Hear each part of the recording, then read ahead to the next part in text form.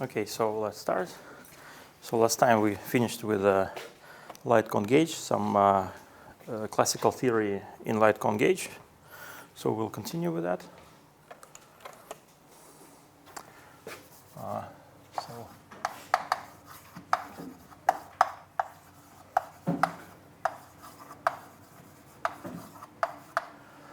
Light cone gauge. And in particular, we studied closed strings in light cone gauge.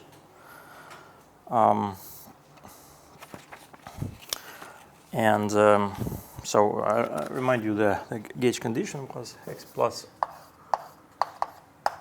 tau. This is plus, yes, not Hermitian conjugate. So p plus equals constant. First, we allowed it to be a function of tau, but then we saw that on the equations of motion, it's actually a constant. And then the conjugate variables can be derived from the constraints. So constraints, let us derive x minus and p minus.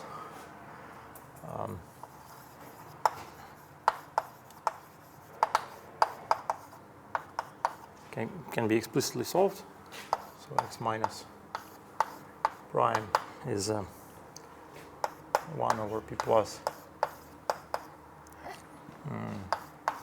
pa xa prime, and p minus, which was also the worldsheet Hamiltonian, 1 over 2p plus some pa squared plus t squared a prime squared. And we discussed that, well, the first constraint allows us to, by means of integration, to express x minus in terms of the transverse fields. So these xa's with capital A index we call transverse fields. A, these capital letters run from 2 to d minus 1, right? And these xa's are transverse modes or transverse fields.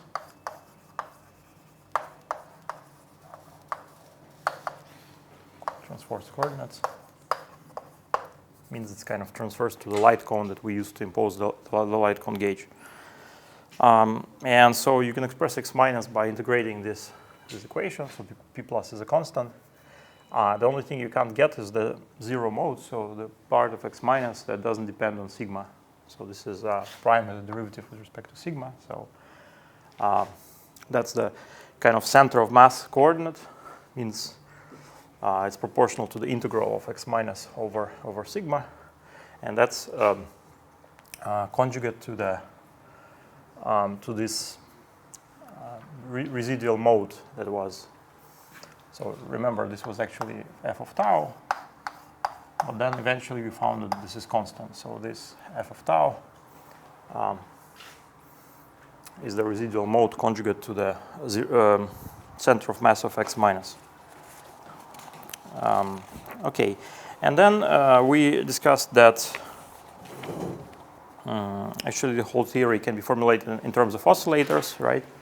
So in case of closed strings, so we had closed strings. So all coordinates are assumed periodic in case of closed strings. So xa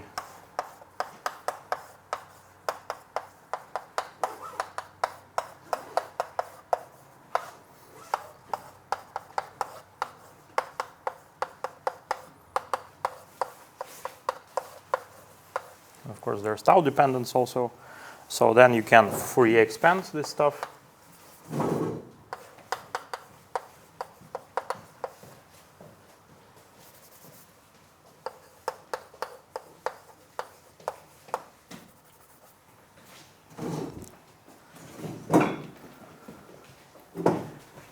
So this thick chalk should be bent, I think, because it's impossible to erase it. But the so the Lagrangian in terms of the modes takes the nice form.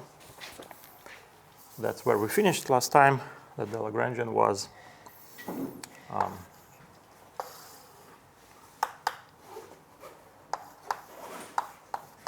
PAXA dot plus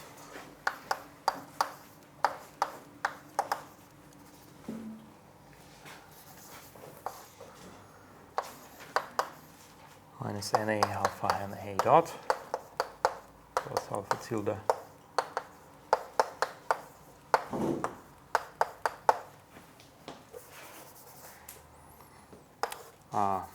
plus, well, minus the Hamiltonian, so this was minus over 2 pp minus pa squared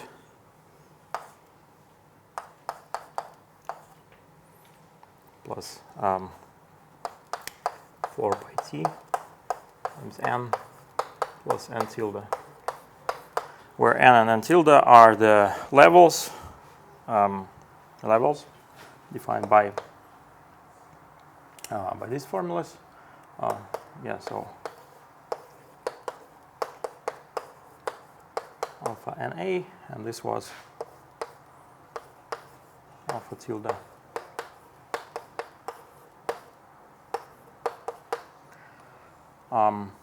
so this was the expression of the Lagrangian, and the conclusion was that basically it looks like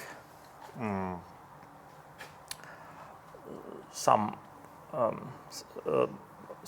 one part of this Lagrangian looks like something that describes the motion of a free particle, right? It's just px dot minus pa squared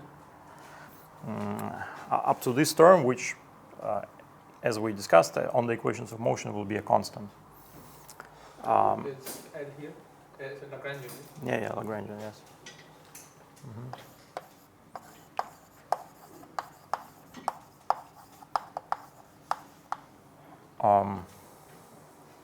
So basically, we just started with p mu x mu dot. Then we plugged in the gauge fixing constraints, right? But should it be 2 twice n plus n tilde? Twice where? Here? Because both should be equal, right? With the level matching condition. Yeah. Right. I was about to say that just, yes. Yeah. That's right. So, I mean, that's what we formally derive. But then we looked at the residual constraint, which was the integration of the first constraint over sigma, right? And we used periodicity of x minus. So the integral of this gives 0, and the integral of this gives that. Well, the integral of this is also 0, and the integral of this is precisely n minus n tilde, right? So we had the level matching constraint.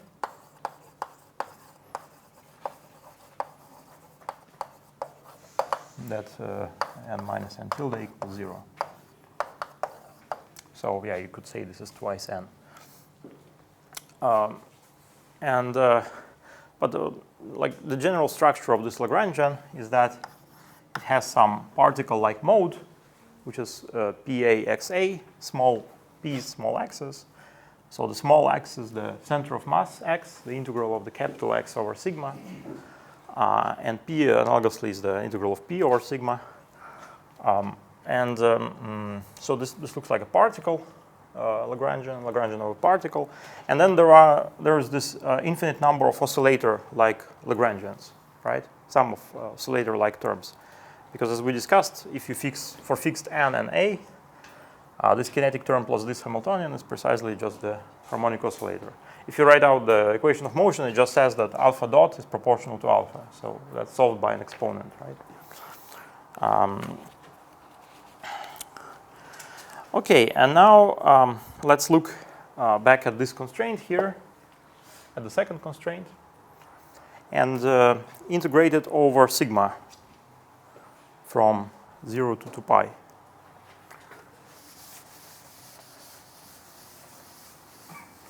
So in principle, this Lagrangian allows you to explicitly solve the equations of motion, right? Everything is, so alphas evolve as exponents of time. And well, x's evolve as linear functions of time, as we'll now write it out. But let us also integrate this constraint. So we already integrated the first constraint over sigma, which gives the level matching condition. But let's integrate the second.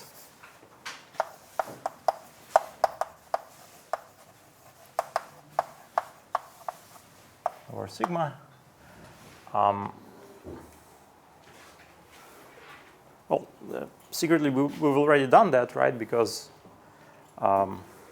basically, this gave us the worldsheet Hamiltonian that's written out here. This thing is precisely the integration over sigma of this constraint.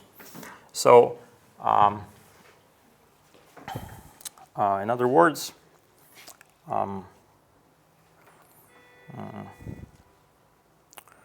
this should be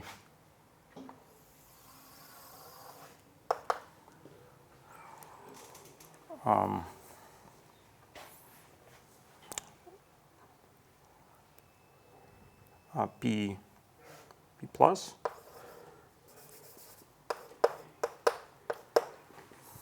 so what we get is the following, that 0 is minus 2p plus p minus plus pa squared sum over a plus 4 pi t and plus n tilde. In this, you integrated p minus here. Yeah, we just integrate this over sigma from 0 to 2 pi. Or alternatively, we just use the fact that this is p plus, as we already, I mean, we derived this from kind of the fact that this is p plus. So you just, 2p plus p minus, you just put it on the other side of the equation. But we are integrating capital P, right, in our string. Yes, capital P, yeah. But is this small or is capital? Oh, this is capital, yes, this is capital. But when you integrate it over sigma, this gives small p. And this guy is independent of sigma, right? So this is basically the same as small p, up to a factor of 2 pi. And then you integrate this thing. And this thing, when we integrate, you substitute the expansion modes, you get this, the sum over oscillators, right? I mean, we actually derived this Lagrangian in this way. We wrote that first it's p mu x mu dot, and then we use that. There's a term p plus x plus dot. X plus dot is 1. So what remains is the Hamiltonian, which is therefore p plus. So, and then we express p plus from this formula by integrating it. So I'm just saying we've already done that. So, yeah. So it's kind of here. This is just a rewriting of this statement there of the Hamiltonian. The fact that the Hamiltonian is equal to p plus. Okay, and this is precisely. So this is p squared.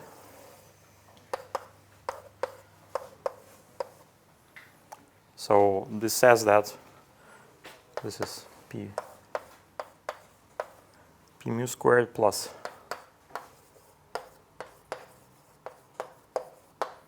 where m squared plus something that we call m squared closed. So the squared mass of the closed string. And this is 4 pi t and plus m tilde, which is 8 pi t n, as you mentioned, it doubles. Right? So the point is that this constraint, when you integrate it over sigma, it gives you a mass shell relation, the dispersion relation of a relativistic particle, p squared plus m squared equals 0, where m squared now is some complicated combination expressed through n. Yeah. And n depends on these alphas. So alphas are characterized some kind of excited structure of the string.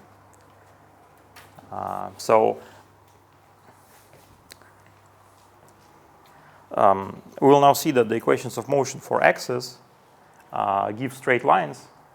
So the zero modes of the string, the small x's, they depend on time linearly.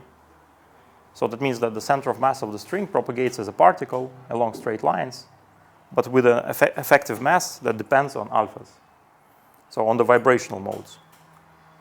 So this n, in classical theory, n is just given by the initial conditions. So you specify some initial configuration.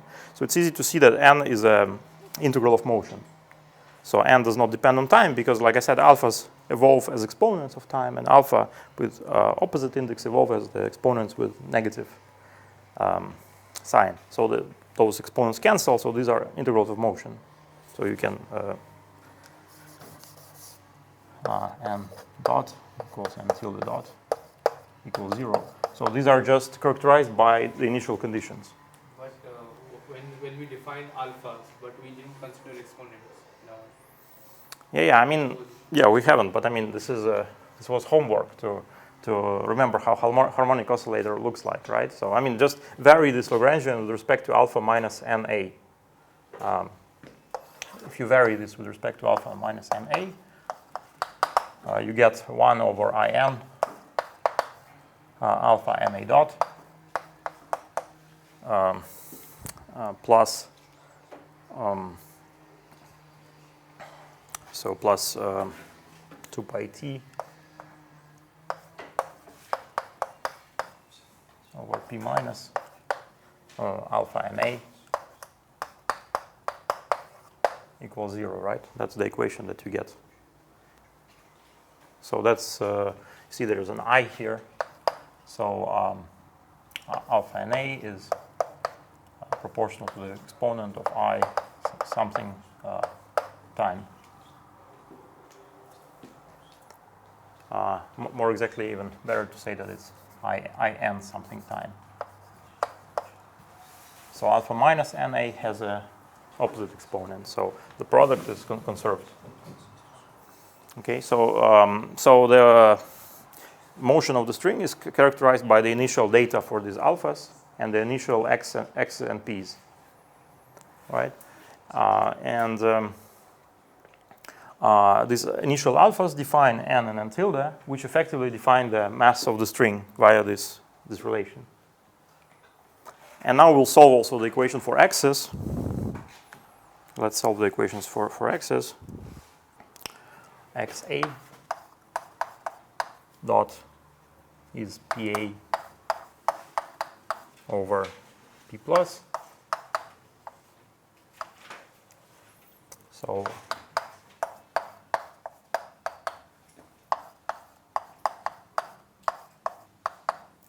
that's tau. Well, I'll assume at tau 0 we are at x equals 0, and then we had the gauge condition that x plus is equal to tau, and x minus is p minus over p plus tau. So now we can rescale tau by p plus. So rescale tau p plus tau, and then all these equations can be written as x mu plus p mu tau,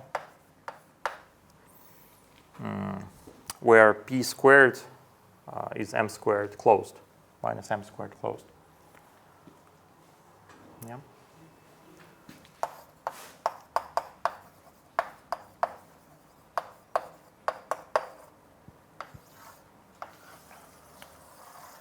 So that means that kind of your string is it has some kind of center of mass, and it propagates along a straight line, and its mass it looks like a particle of some mass, but this mass in principle is there's a continuum spectrum of masses here, because it just depends on the initial data.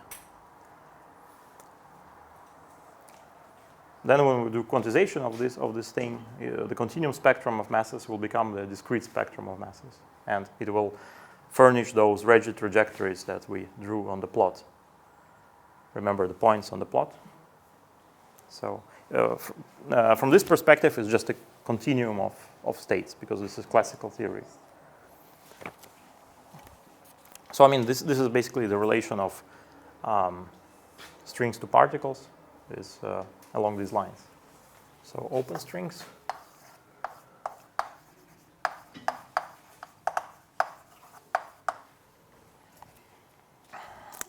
So in the case of open strings, the difference is that we should do a slightly different Fourier expansion. So the Fourier expansion relied on the fact that we have periodic functions of sigma.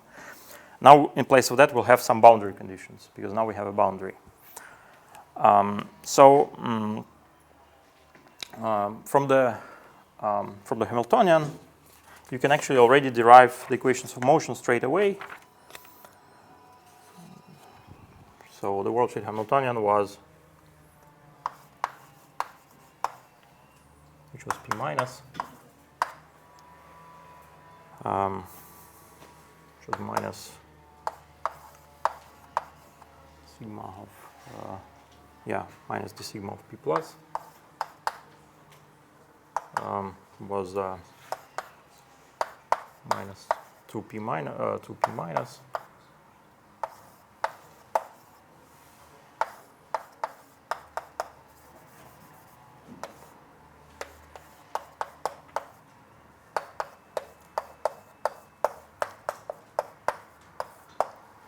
So, I mean, to discuss the question of boundary conditions, first it's better to look at the equations that we're solving, so as to get an idea what boundary conditions are suitable. I mean, this is the same Hamiltonian that was here, just that here we've rewritten it in terms of modes for the closed string. But you can already derive from here and from the canonical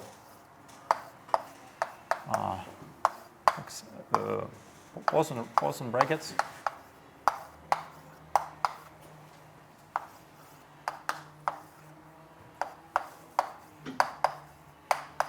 Canonical Poisson bracket, you can derive the equations of motion, so which say that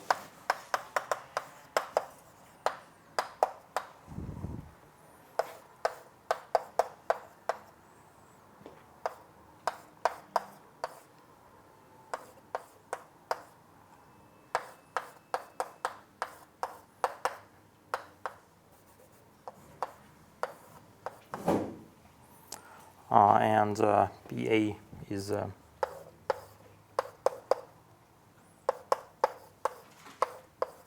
1 over P minus XA dot.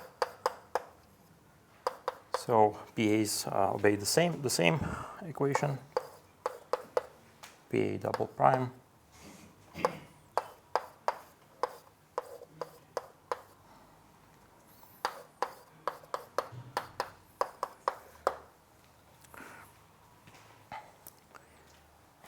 So what we get is a wave equation, right?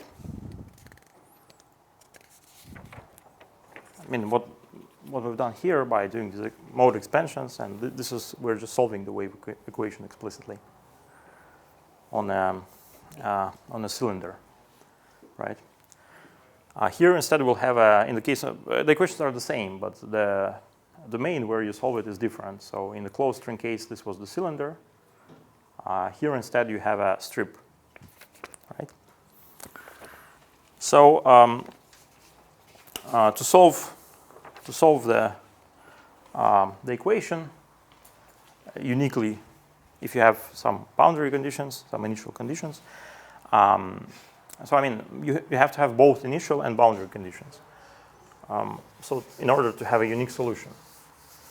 So this is the wave equation for a massive particle. No, this is a wave equation for a massless particle. This is just says that D'Alembertian is equal to 0, two-dimensional D'Alembertian. You can express T in terms of n. Hmm? You can express T in terms of n. P in terms of? T, capital T. T, yes, what about in terms of mass, right? Well, T has a dimension of mass squared. That's right. But that's just all dimensionful quantities will be expressed in terms of T. But I mean, massive wave equation looks like D'Alembertian plus m squared equals 0, right? So this is a massless wave equation. I mean, massive wave equation looks like D'Alembertian plus m squared. phi 0.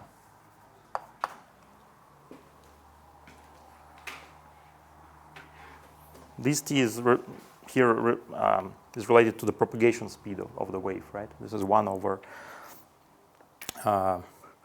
this is the square of propagation speed. So, I mean, this is not this. So, so why do we need boundary conditions? Well, basically because what we're doing is we're solving the equation on a semi-infinite strip. So here we have time. Here we have sigma from 0 to pi. Remember that our convention was that in the open case, the sigma goes from 0 to pi. And we have some initial data here, right? And we want to determine the solution inside the strip everywhere in the future. So how do we do that? Well, first we just write the general solution to the equation. So for any a, basically the solution is g of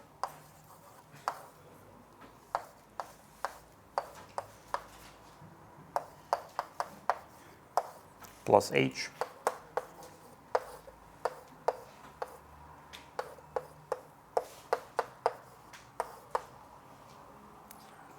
minus sigma. So this is a left moving wave and a right moving wave. And what we do, so suppose we have a point here.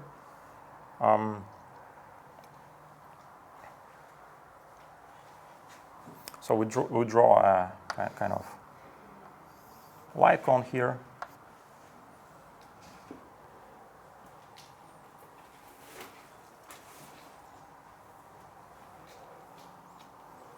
And here we have, here the h function is constant. And here the g function is constant.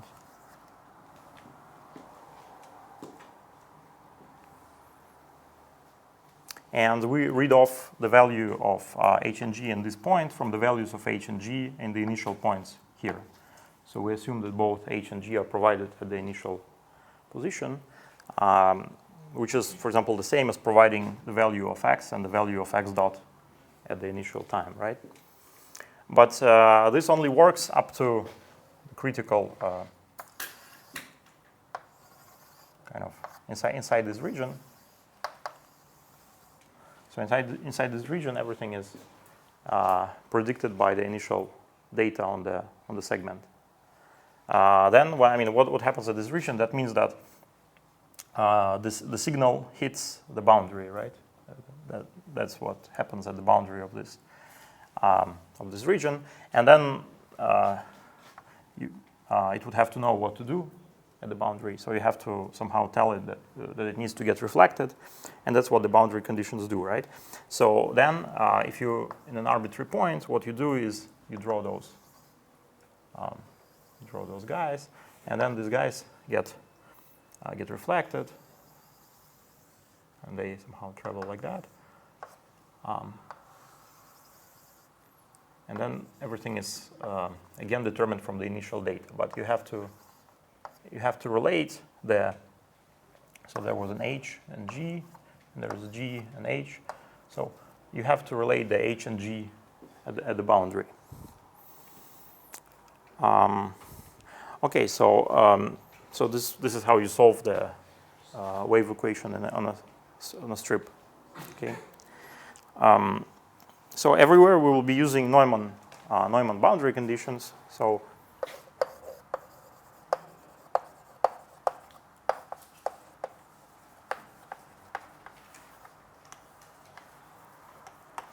which say that xa prime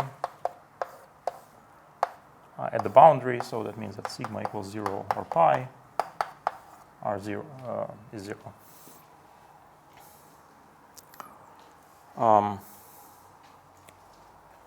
That also means that, well, x plus was tau, so x plus prime was also 0, and actually this was identically 0, right? and x minus prime is also 0 at the boundary due to the constraint. So this follows from the constraint, right? X minus prime is a linear combination of xa prime. And x plus prime was just 0 because it's equal to tau. Okay, and so what this tells us,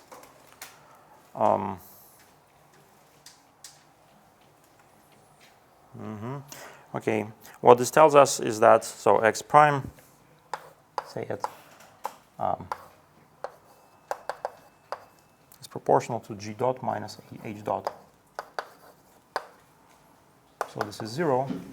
So g minus h is a constant.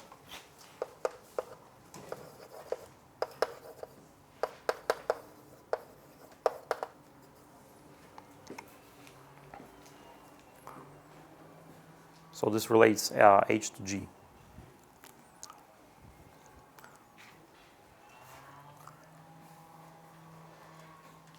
And in this way you can jump from here to here. So yeah, the reason why we use Neumann boundary conditions as opposed to, say, Dirichlet boundary conditions. So first, we want, well, our equations are linear, so we don't want to complicate things too much. So we want linear boundary conditions also, right? Principally, you can make a theory nonlinear by imposing nonlinear boundary conditions. So we don't want to do that. Second thing is that we want to preserve Lorentz invariance.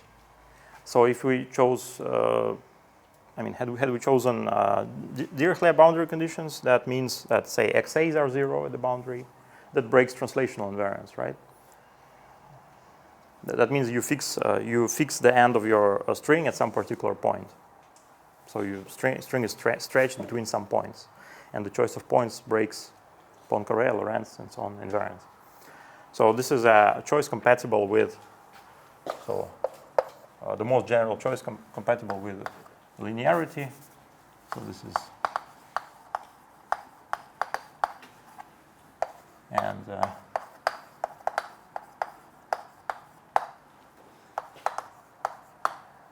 well, I mean, here in light cone gauge, we've secretly broken Poincaré invariance by choosing light cone gauge, but that's not the problem, right? Because we expect that it's somehow secretly still there.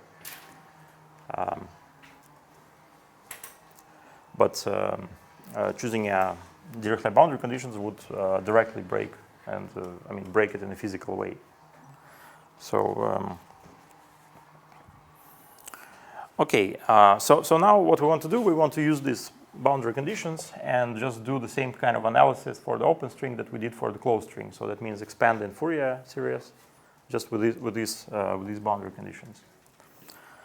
And then we also can derive the corresponding Lagrangian, the corresponding oscillators, and we want to see what's the difference from the closed boundary conditions, so the periodic boundary conditions.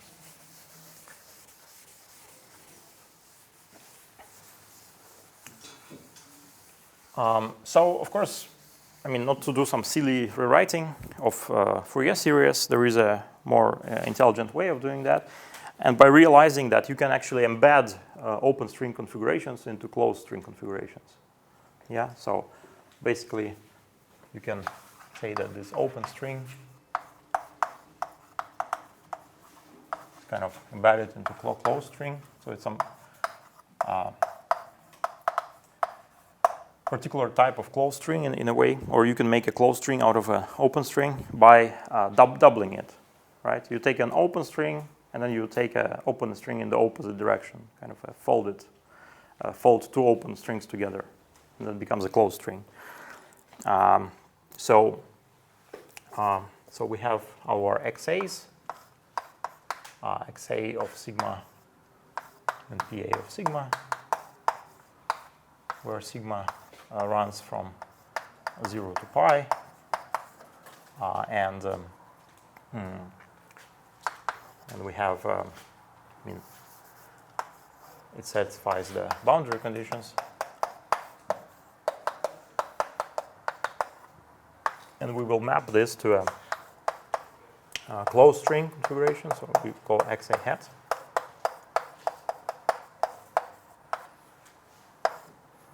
where sigma now from 0 to 2 pi, and so now everything is periodic.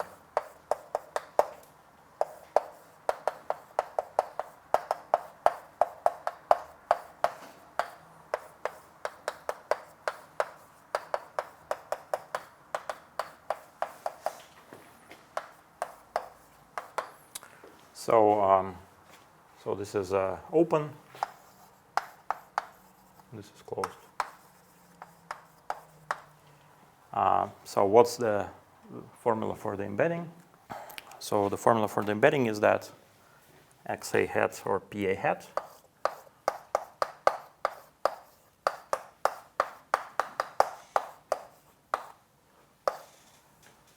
is so xa x of sigma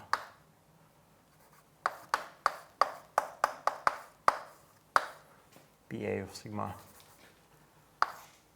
for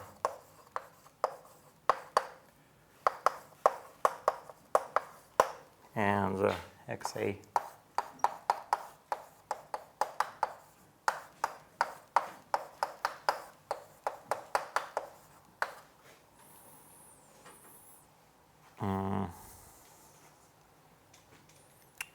yeah, or sigma from pi to 2 pi.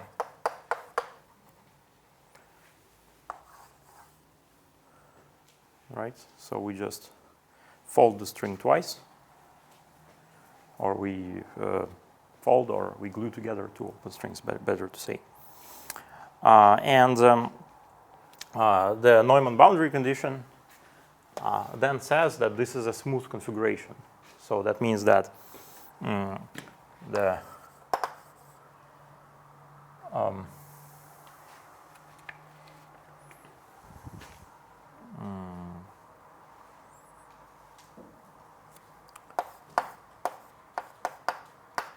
as sigma goes to pi minus is equal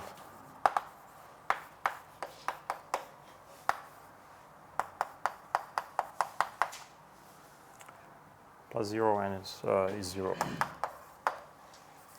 Right, so we kind of glue, there is some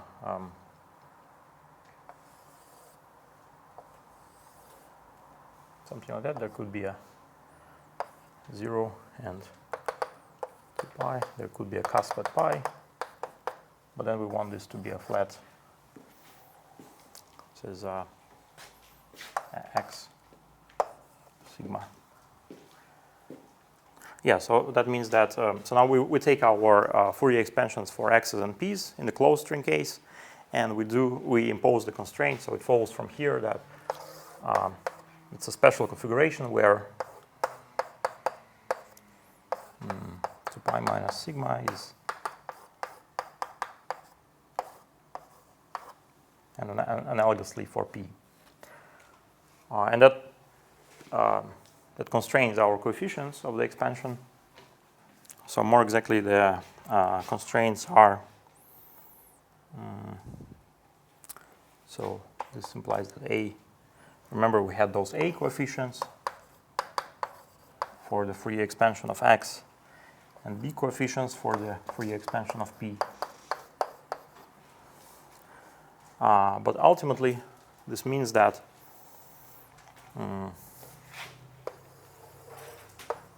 alpha tilde n is equal to alpha n for all n.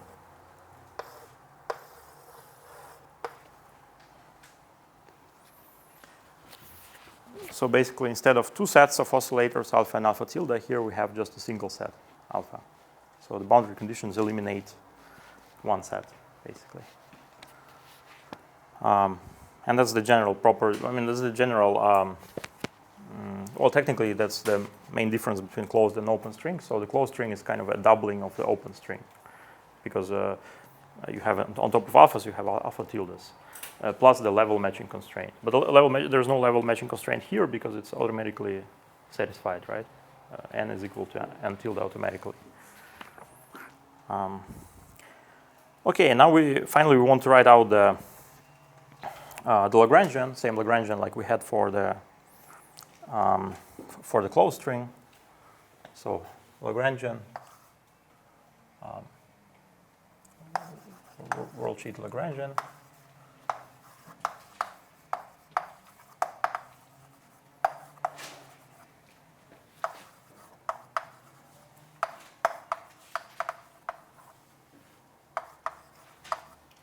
For the open string.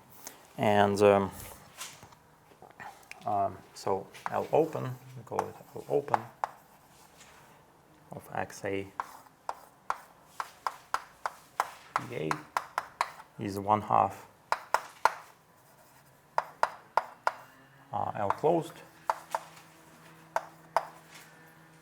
of XA hat PA hat.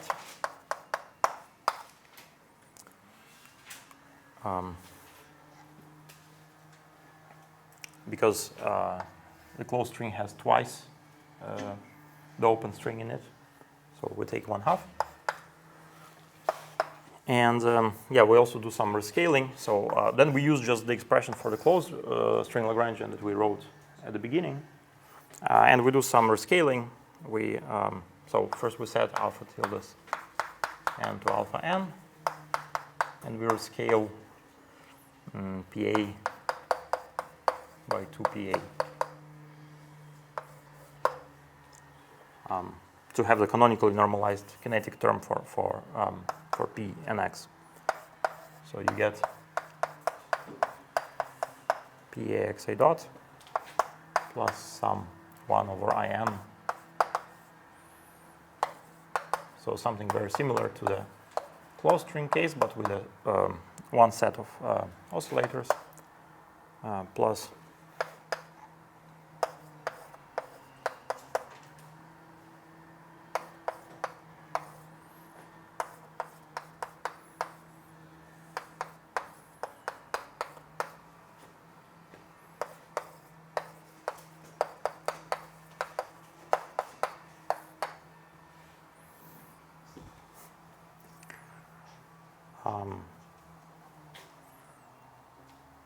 so by the same logic as before, we can rewrite this Hamiltonian in a form of the Maschel constraint. So P squared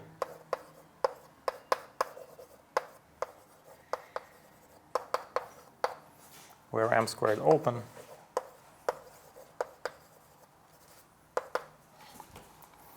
is 2 pi T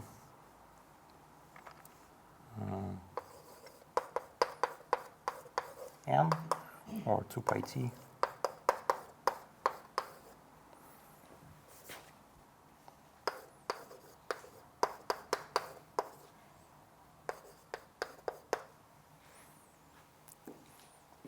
so we read off the mass as this piece here. This is 2 pi Tn, and also I use that alpha minus n is a conjugate of alpha plus n. So here the non-negative mass squared, which is good.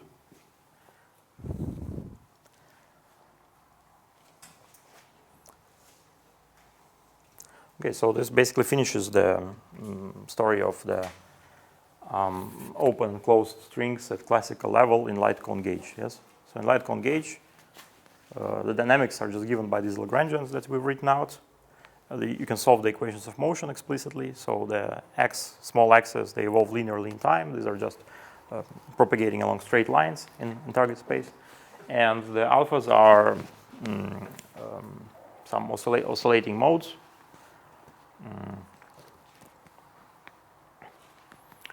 So they represent some waves that run along the string in one or another direction. So in the closed string, you can have waves running in the left direction, right direction, independently.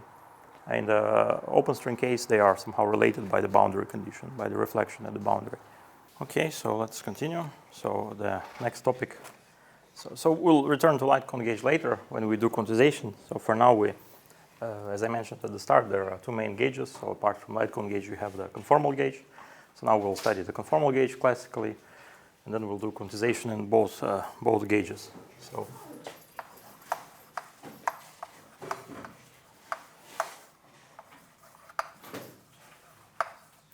conformal gauge. So conformal gauge is kind of an analog of the gauge. So in 1D we had this E of tau equals constant, right? E of tau equals constant gauge. So that's a two-dimensional analog of that. So instead of imposing the gauge on the physical fields, we can impose a gauge on these auxiliary fields. So these auxiliary fields were not present in the Nabu-Goto action. So in Nabu-Goto action, we only had kind of the option of some physical gauge, let's say, like light cone, static, and so on. Here we can also impose a gauge on these auxiliary fields because they also transform somehow under diffeomorphisms, right? The gauge says that, the gauge condition says that this is just conformal to the flat metric. So conformal means up to a wild factor. So this is some function.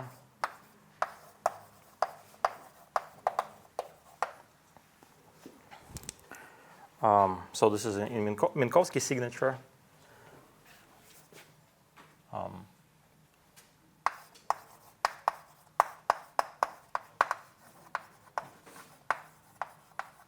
We will also do Euclidean signature from time to time.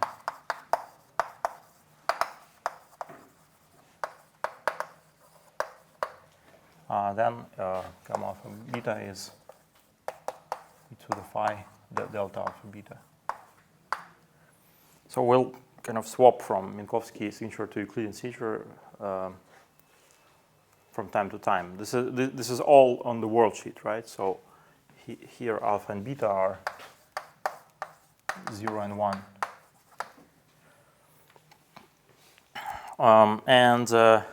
So that means we use our reparameterizations to fix the metric in this form, the two-dimensional metric in this form, right? We have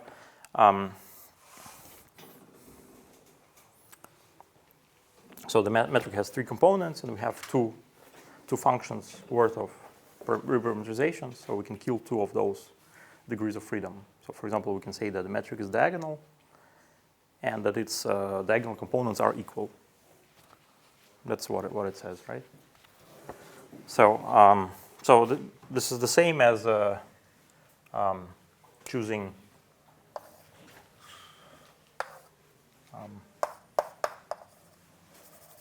conformal, or what sometimes called isothermal coordinates.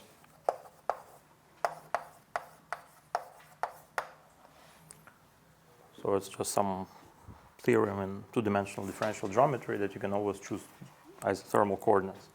So in Minkowski space, that means that the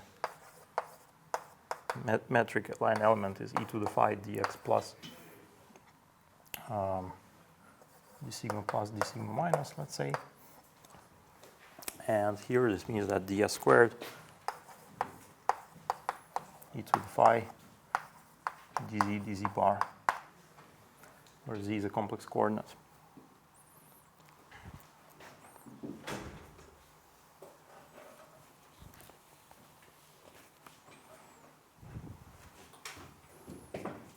So it's actually easy to prove that this choice is possible in two-dimensional case. At least that it's possible locally. And this proof is quite instructive, actually. So the proof says that let's do a the wild transformation of a metric. So let's alpha beta prime is e to the omega gamma alpha beta. And basically, you want your rescaled metric to be flat, right? That's the idea. So that means that it's so in 2 dimensions there is only the richest scalar, which is a curvature invariant. So you want the richest scalar to vanish. And so some simple exercises in how the Ricci scalars of the rescaled metrics are related, right? It says that square root of gamma prime r prime is square root of gamma times r minus Laplacian of omega. So this is a simple exercise that you can do. Check that this works. So we want r prime to be 0. So we want gamma prime to be flat.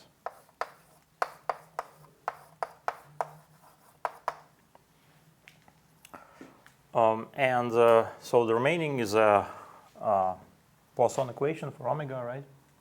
So then you can choose some, and this is a local statement, so you choose some domain D and you specify the, say, so this is D, and you say that omega is 0, say, at the boundary of D, and then the solution is unique. It has a unique solution by general properties of differential equations. So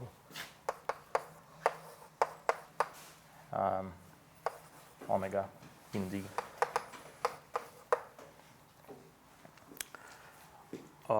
So you can always find omega such that the rescaled metric is flat locally. So you may as well ask whether this omega exists globally on your Riemann surface, right? So then the answer in general is negative.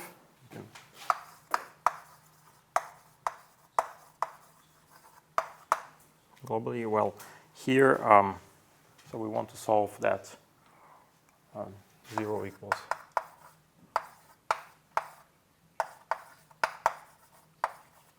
So if on some compact Riemann surface without boundary, we have a smooth function omega satisfying this equation, yes?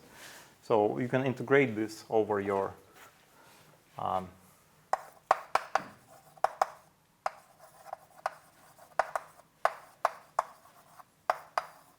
Riemann surface globally. Sorry, can I ask a question? Yeah. Can you say what delta omega means? Omega is a function. No, I mean, it's just, we are proving that you can pass to conformal gauge, at least. Huh? Delta. Oh, delta. Delta is Laplacian.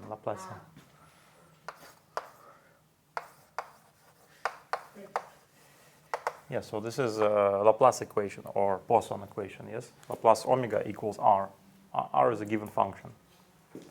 So you can solve, if you have, say, Dirichlet boundary conditions, you can solve this equation by standard theorems. Yeah. We want a flat metric, right? So we have this equation. So then this equation is equivalent to the Beltrami equation. We learned that the Beltrami equation is like the solution that gives you isothermal coordinates. Yeah. But then this equation is equivalent to the Beltrami equation. Well, I suppose so. I mean, this is the same as constructing isothermal coordinates, right? So you solve this, you obtain isothermal coordinates. yeah, of course, yeah, because it means that gamma prime is flat. So of course you just choose flat coordinates on. That means your gamma is up to a function, the flat metric. So the flat metric, you choose dz bar coordinates. That's your isothermal coordinates. But this works only for 2 dimensions. Maybe this equation. Yeah, sure. This is an n2d. Yes, that's right. Actually, I wanted to discuss what happens in other dimensions, so maybe we'll discuss that. Let's integrate this over sigma 2. So what you get is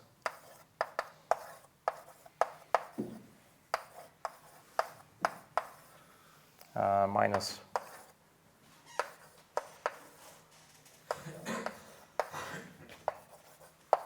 and this is integral of a total derivative, so this is 0, right? And what about this guy? What's this guy? Integral of the curvature. Yeah, topological invariant. Yeah, that's right. Yeah, I mean this is also locally a total derivative, right? Of course, but globally it's non-zero, right? So what is it globally? Action. Which action? Yeah, Hilbert-Einstein, but that only works in higher dimensions. I mean, in dimension 2 it doesn't work. I mean, because in dimension 2 it's a total derivative.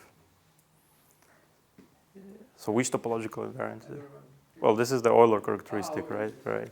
This is the Gauss-Bonnet theorem, right? Integral of curvature is an Euler characteristic. So this says that the Euler characteristic is 0.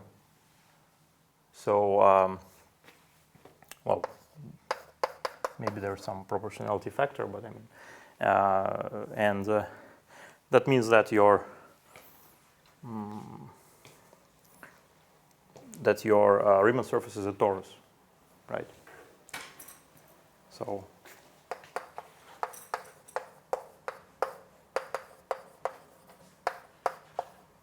torus T2. So globally, you can choose conformally flat metric only on a torus. And we know that on a torus you can have just a flat metric, right? That's the most standard metric on a torus would be the flat metric.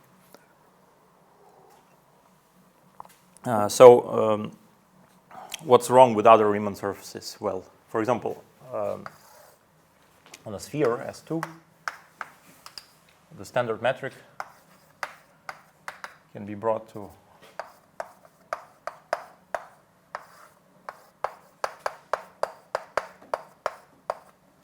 z squared, right? So this also is locally conformally flat, right? Just up to a function. But the problem is that this function 1 plus. So this goes to infinity at infinity.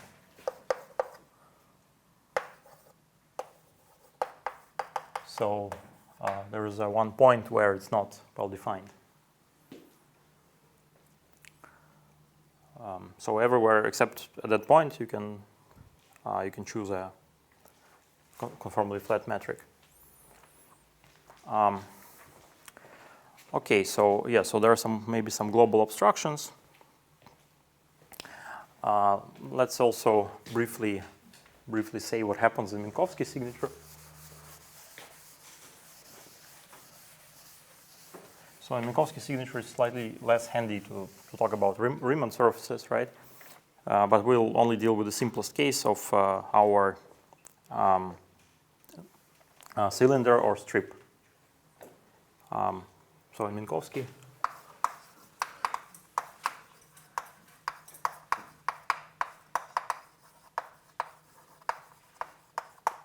we will take a sigma. We will take S1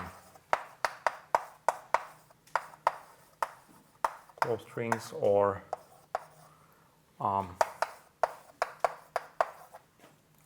sigma pi times R. So it's open strings. And here the equation is therefore then d plus d minus omega equals R. And again, this is a wave equation. So it has solutions if we provide the initial data, omega at, say, tau equals 0 equals omega dot, tau equals 0 equals 0. And we provide some boundary conditions if necessary in the open case. So here, in this simple case, you can solve for the conformal flatness equation as well.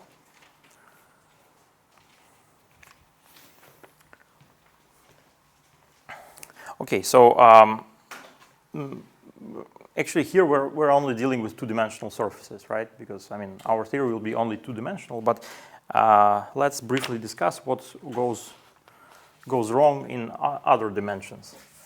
So this is somehow related to the discussion of why this string theory kind of works well in a string theory, so in two dimensions, but not in higher dimensions, like not membrane theory or something like that.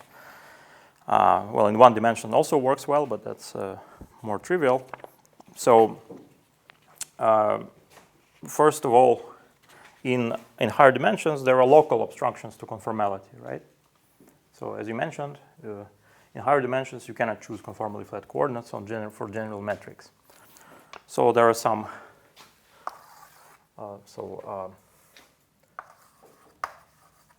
conformal flatness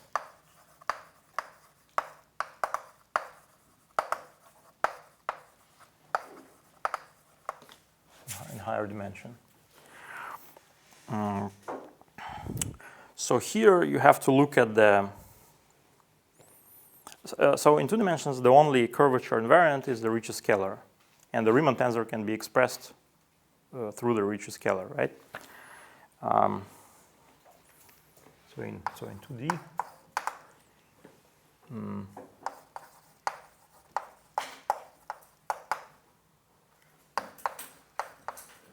so this is G alpha,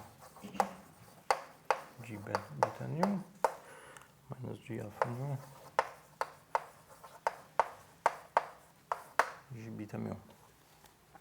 So we have one conformal factor and one scalar function, which is the Ricci scalar. So we can kill one scalar function by choosing the conformal factor. That's the idea. So in higher dimension, that's no longer the case. So we have so the general decomposition of the Riemann tensor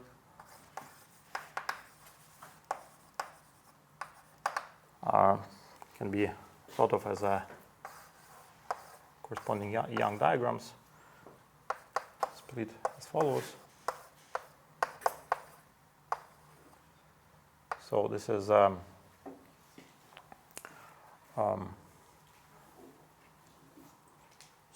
this corresponds to various irreducible representations of SON.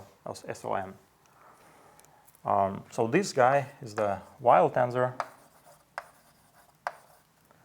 This is the traceless part of the Ricci tensor. So these guys are the Ricci tensor. The Ricci.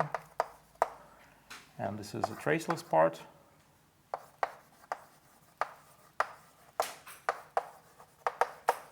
And this is the R, the scalar curvature. And there is some explicit formula for how they are related. So some W, maybe W alpha beta mu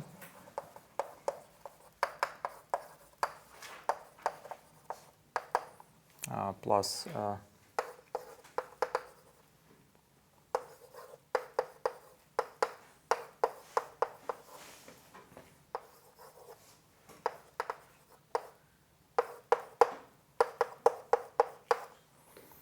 this is the expression where P is so P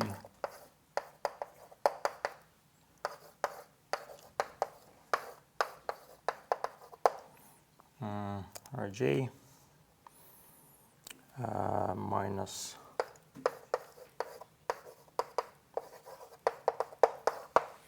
so the following expression. This is just, you can derive this by requiring the W should be traceless, right? So this is precisely how you split out the reducible representations. So in SON, all tensors should be traceless because traces are invariants, basically, form invariant subspaces. So yeah. It looks like this. And the key property of the Weil tensor is that it's invariant with respect to Weil rescalings, right? As the name suggests. So more exactly, Weil tensor with one index up to the omega g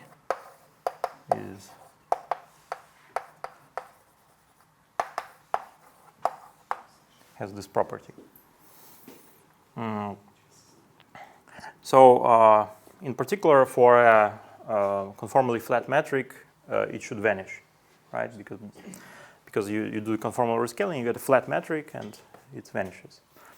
Excuse me, can you please tell where are the indices in that area, like Oh, sorry. There's alpha, beta. Yeah, there's something wrong with the indices. Yes, sorry.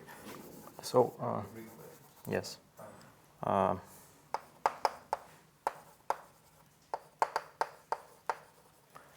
But like I say, in principle, you derive it by just subtracting the trace part of it. So,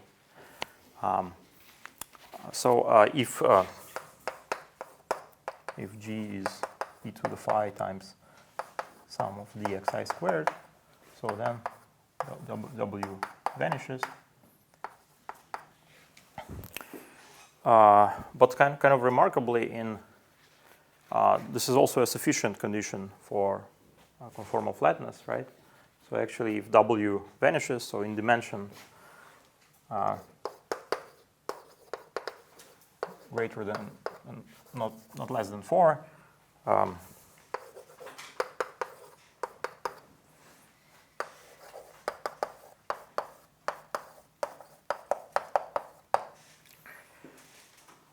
so this is actually quite non-trivial statement, because you see, you're requiring that this part of the curvature vanishes. But then you still have this tensor part of the curvature. It's a symmetric tensor. And you still have one function, right? Which is the scale. So you won't say, OK, this vanishes. Can I rescale the metric by some function so that this whole tensor vanishes? So you see, it's quite non-trivial, but somehow it's an overdetermined system of equations, but it has a solution if the wild tensor vanishes. So that's, I'm not going to prove, but it's just for you to appreciate that it's not a trivial statement, I mean, in the other direction.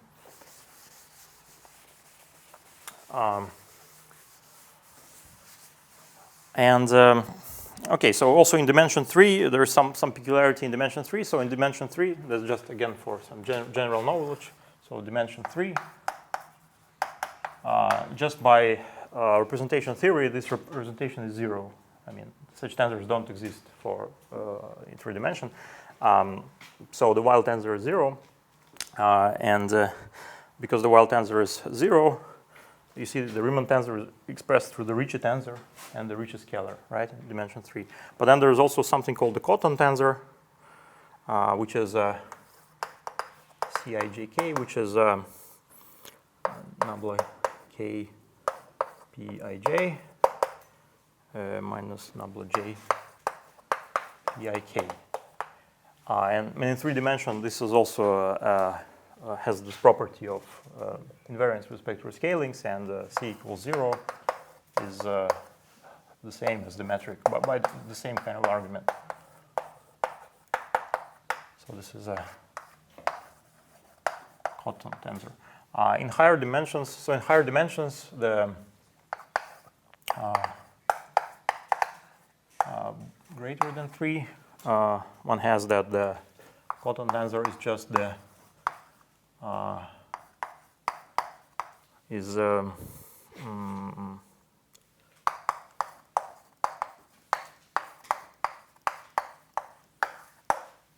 just the divergence of the wild tensor. So, okay, so these are the local obstructions to conformal flatness.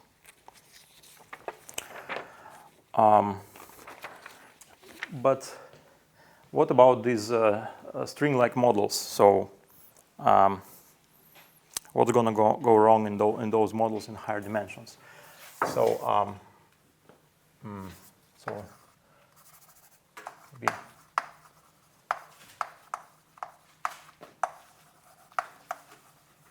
membrane actions in higher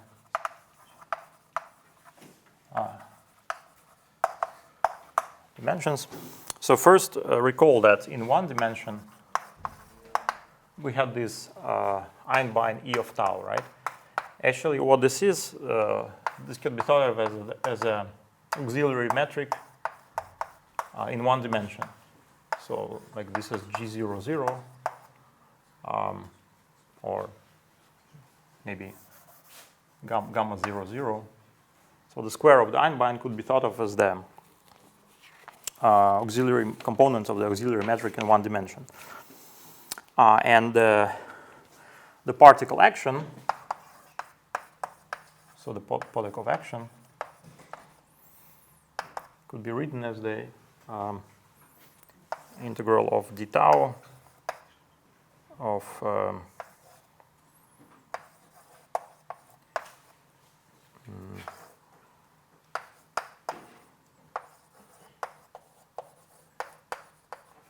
following form, mu dot x mu dot. So minus 1/2 m squared d tau square root of g00. So that's maybe not a very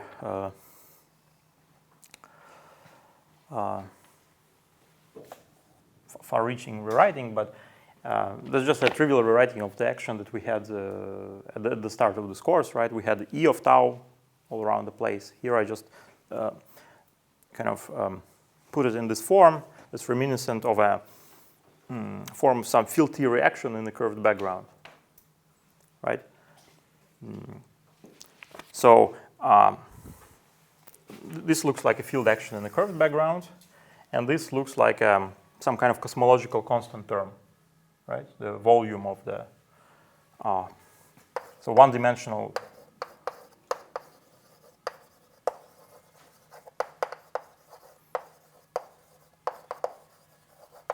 cosmological constant. What about two dimensions? So dimension 2, so the string case. So in string case, we have, again, exactly the same type of action as here, right?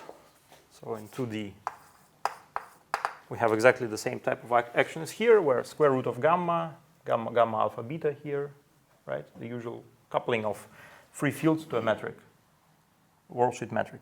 And we don't have this term, because this term would break the cosmological constant term, so no cosmological constant.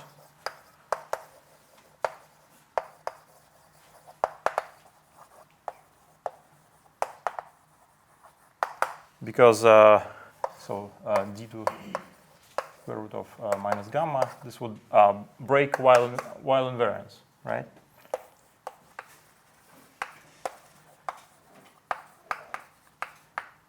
And it just would make no sense, because if you treat it as a dynamical object, so it would tell you that the equation of motion would not have a solution, because the Weil factor would stand here.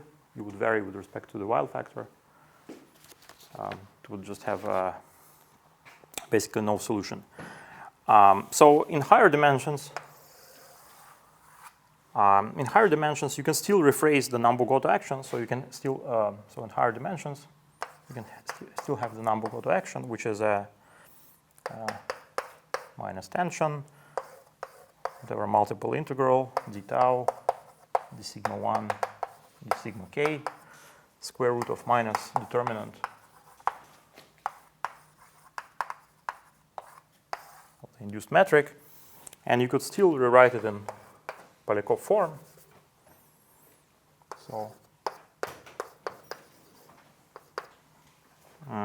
So this would be some constant times, again, this integral,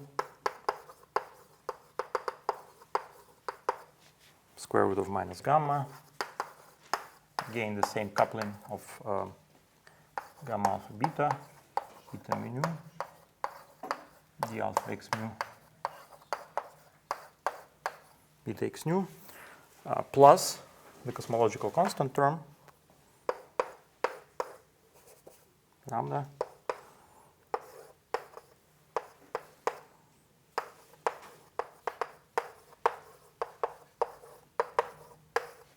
square root of minus gamma. So you could write this kind of general action. There's some constants here related to t, and then you eliminate gamma by means of equations of motion, and you get back here. Okay, this is kind of do it at home, do it yourself. So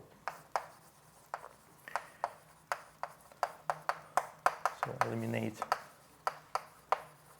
gamma.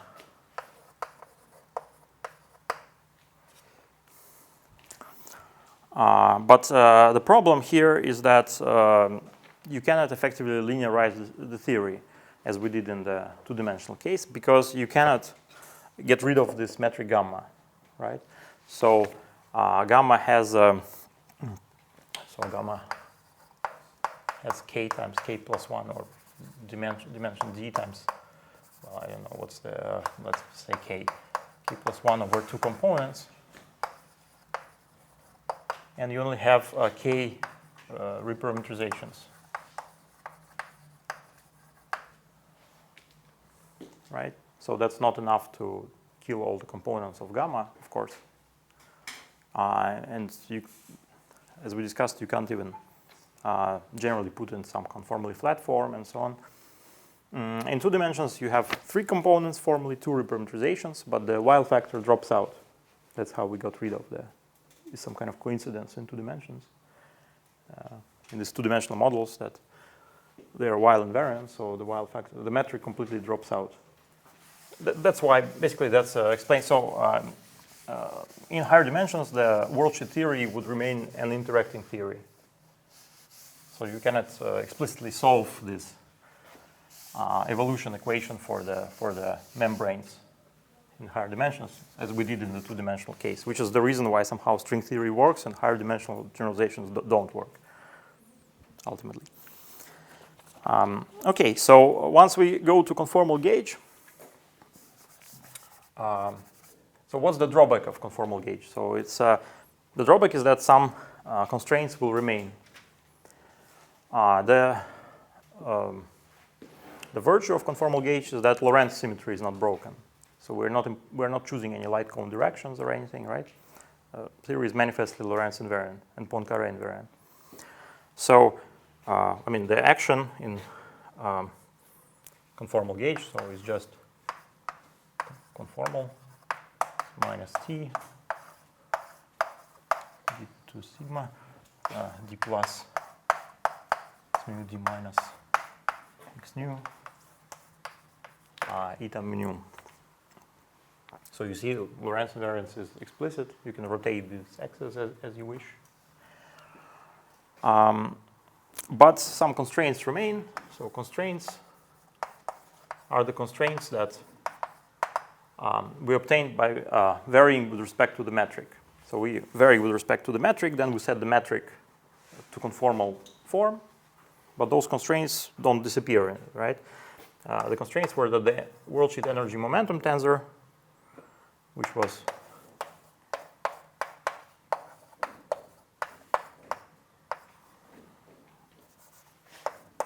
mu minus 1/2. So this will be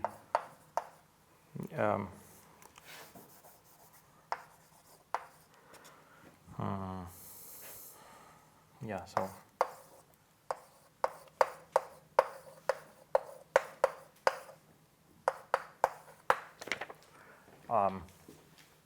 so here I've set the metric to this eta is not related to the target space eta, yes?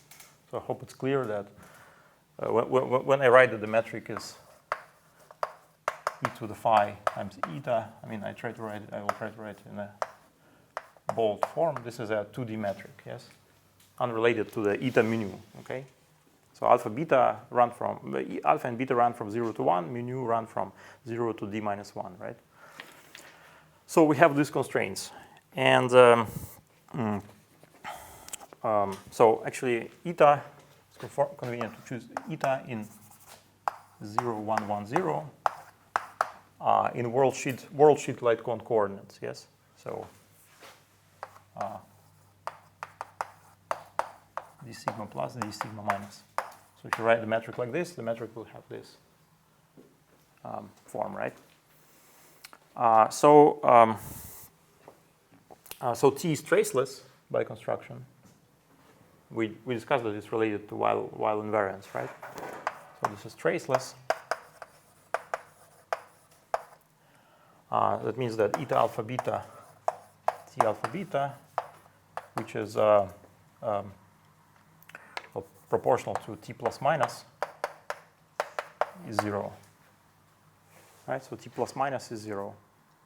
Plus and minus are the worldsheet light cone coordinates, yes?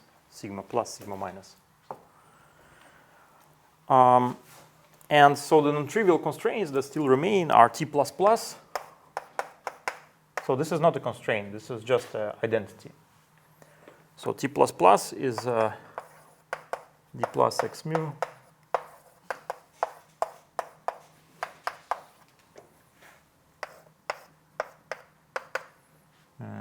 d minus x mu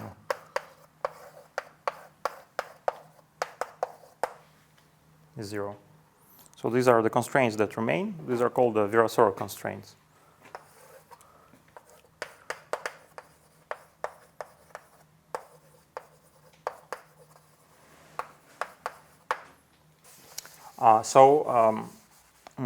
These are actually constraints on your initial data. So the equations that you get from this action are manifestly linear equations. These are just wave equations again, massless wave equations, right? And but then you have to impose these additional quadratic constraints. And so the equations of motion are just that d plus d minus x mu is 0. In particular, it follows that d minus t plus plus equals d plus t minus minus is 0.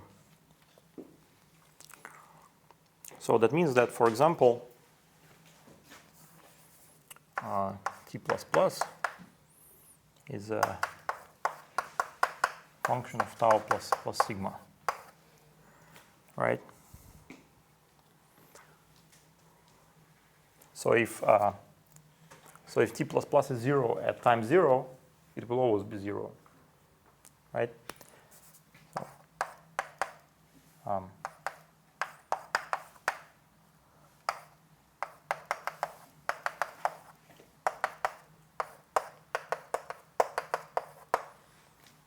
and analogously for t minus minus. So these are integrals of motion. So these constraints are integrals of motion, or in other words, this means that these are constraints on your initial data. So you solve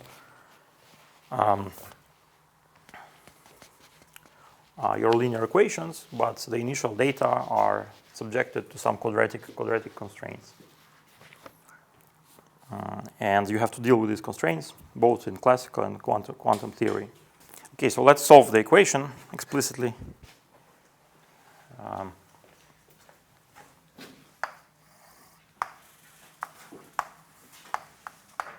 And the solution is, well, as we already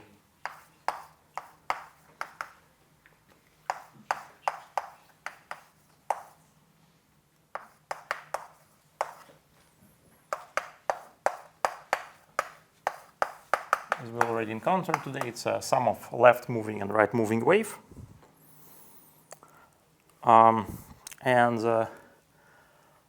Let's consider the closed string case.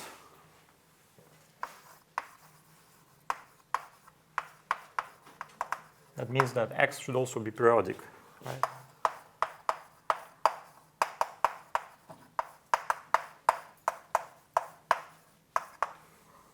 Then we can again expand those functions in Fourier series.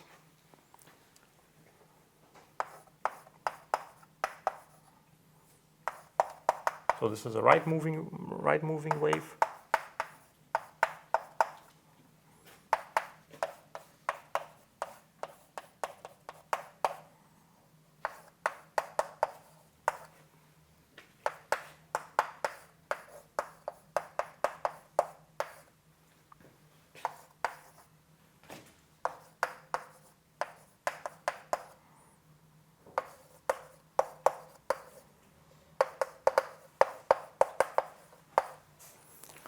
And the left moving wave.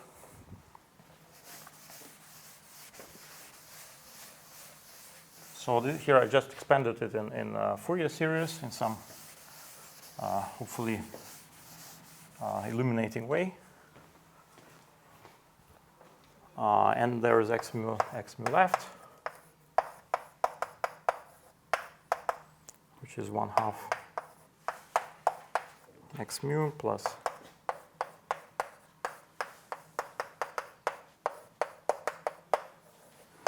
sigma plus I over square root of 4 pi t.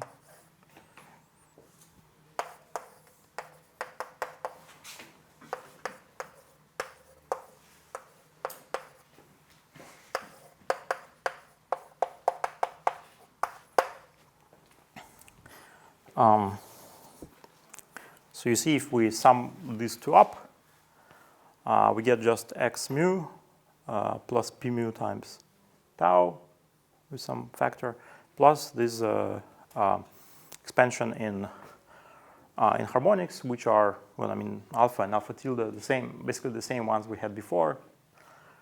But now with the difference that now these mu's run over the whole set. So 0, 1, etc., d minus 1. So we have more oscillators. Not only the transverse ones, but also the kind of longitudinal ones. And of course, they should be eliminated somehow, or they should be taken care of by the constraints. So there will be constraints on top of that, of this. Sorry, what are those p here? P mu is just some component of the expansion. I mean, you can think of it as P mu is proportional to the integral of x mu dot, which is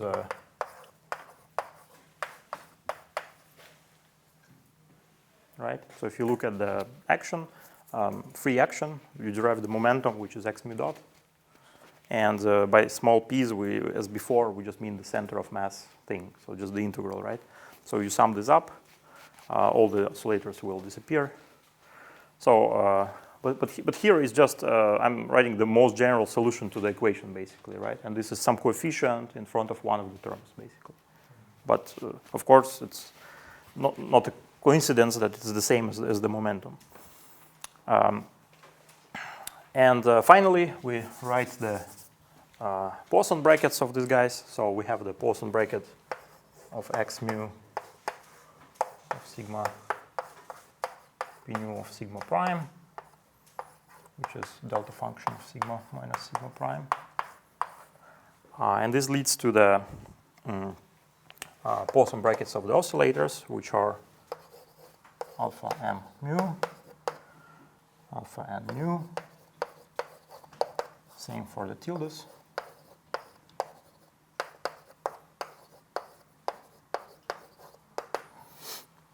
Equals minus im eta mu. And alphas will commute with alpha tildes. I mean, the Poisson bracket is 0.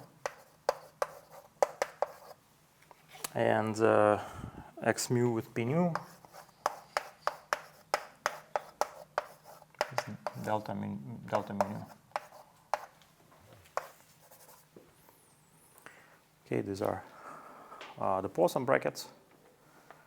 I mean, we need these Poisson brackets for quantization later on, right? Here, in principle, we've already solved everything, so we could not care about Poisson brackets, but we just tried them out for subsequent quantization. So they look the same as for in the light cone gauge for the transverse oscillators, but again, there are more oscillators now, yes? And so next time we'll write out the Virasoro constraints in this oscillator basis and see how it's quantized. See how they're quantized and so on and so forth. So I think we'll finish here. Let's finish here.